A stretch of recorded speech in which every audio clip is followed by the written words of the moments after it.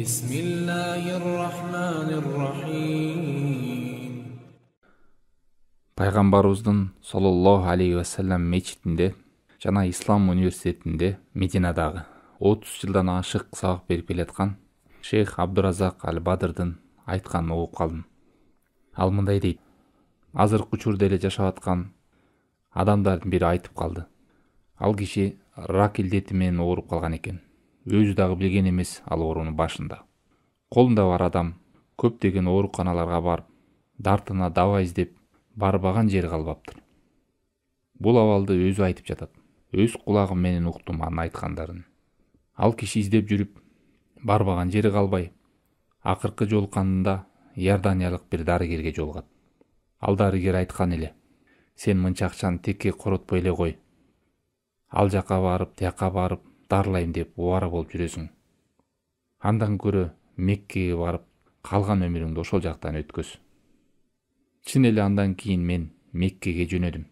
Бирок мен ал жака барганда чын ишеним менен, якын менен, Аллахка болгон жакшы ой, үмүт менен бардым.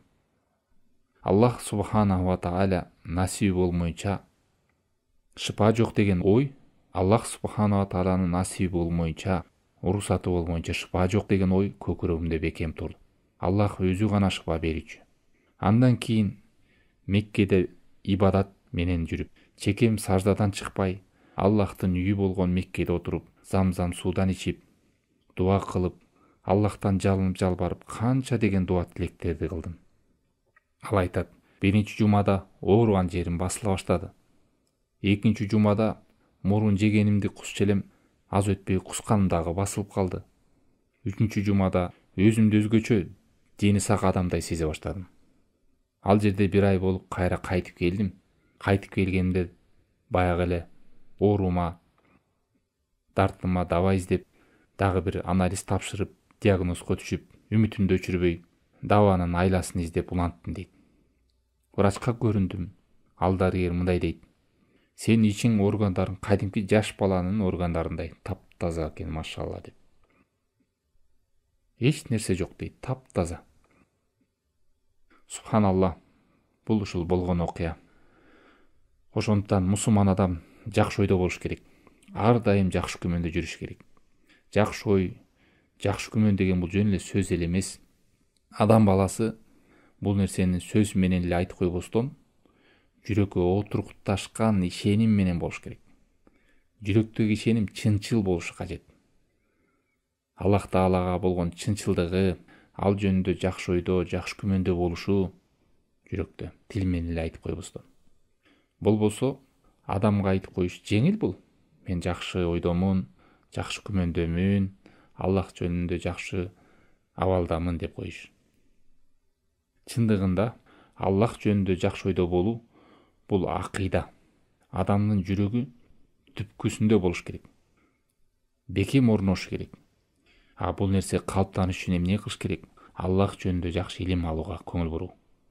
Аллахтын аттарын, чырайлуу сын сыпаттарын түшүнүү керек. Аллах Таала бардык нерсе кудуреттүү, күчү жетпей калган нерсе жок. Аллах Таала бир нерсенин болушун кааласа, жөн гана бол деп коет. Болду, болот ал нерсе. Бирок ушул нерселерди укканда, билгенде биздин жүрөктө барбы ушул нерсе? Аллах субханаху ва тааля бардык нерсени илим менен, ырайым менен, берешендүүлүгү менен, жакшылыгы менен курчап турат деген илим көкүрөгүбүздө кандай? Мына ушундай ишеним адамда болуп, жүрөгүндө туруктуу болуп калса, ал сөзсүз мөмөсүн берет. Ошондой имандын жүрөктөгү калыптанганы, жакшы ой, жакшы үмүт, Аллах Таала мурсаты менен албетте.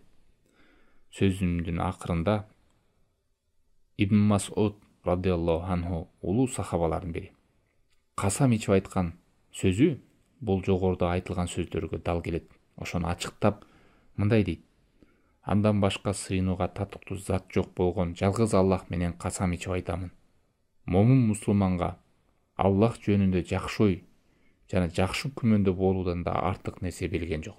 Мындайча айтканда, адам ыйманга, мусулманга келгенден кийин эле эң жакшы амалдардын бири бул жүрөгүндө болгон жакшы үмүт, жакшы ой, жакшы күмөн Аллах жөнүндө.